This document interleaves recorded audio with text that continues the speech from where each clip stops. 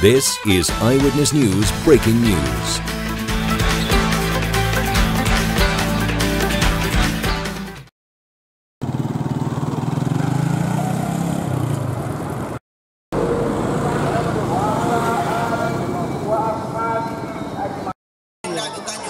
Partai Aceh untuk masa yang akan datang.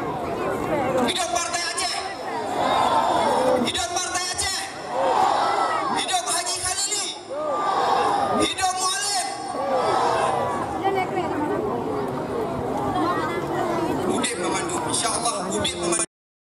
Kata rasakan uronyo, nak bantuan untuk daya, nak bantuan untuk menasah, nanyo naje, urungkan jenis bupati secara bebas, jenis gubernur secara bebas, jenis DPRK secara bebas, DPRA secara bebas. Hubungan urungkan dengan kekuasaan bisa langsung. Yang memandung adalah berkat perjuangan daripada gerakan Aceh Merdeka.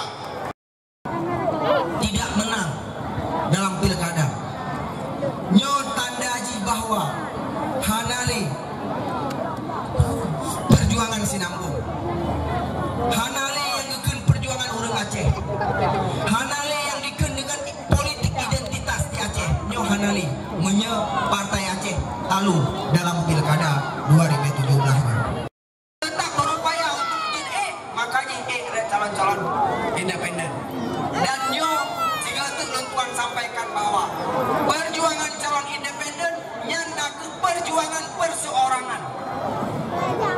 Kan perjuangan rame-rame, tapi nyanda ke perjuangan perseorangan.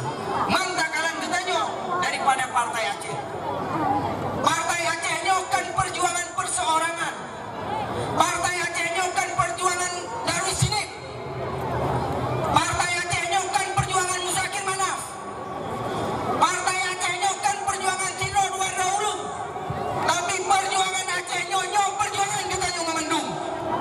Perjuangan kita yang memandung dari pelautan yang kau ikut. Perjuangan syarah-syarah kita yang kau syahid. Perjuangan syarah-syarah kita yang kau tutong rumah, tutong gede, gak ada hanya, gak ada limso. Perjuangan rumah janda yang memandung dimanifestasikan dalam perjuangan Partai Aceh nyo. Dan perjuangan di tahun 2 tahun 5 tahun 15 tahun. Tetapi perjuangan Aceh nyo nah di sini orangnya di Aceh sejak tahun 76 diproklamirkan oleh kekuasaan di Tiro. Jadi sigatu kaum mak dan kaum ayah nyokan perjuangan cile-cile. Hidup Partai Aceh. Cuman kaum mak dan kaum ayah punya tanggal 15 mentu kacoknya bendera merahnya tatanong lam tanah. Maka apa yang akan takalan pada masa yang kau likut? Lumpur katanya memandung sejarah, katanya memandung cita-cita katanya untuk Aceh yang mulianya. Nyo akan gaduh, nyo akan gaduh, nyo pakan katanya selalu berjuang.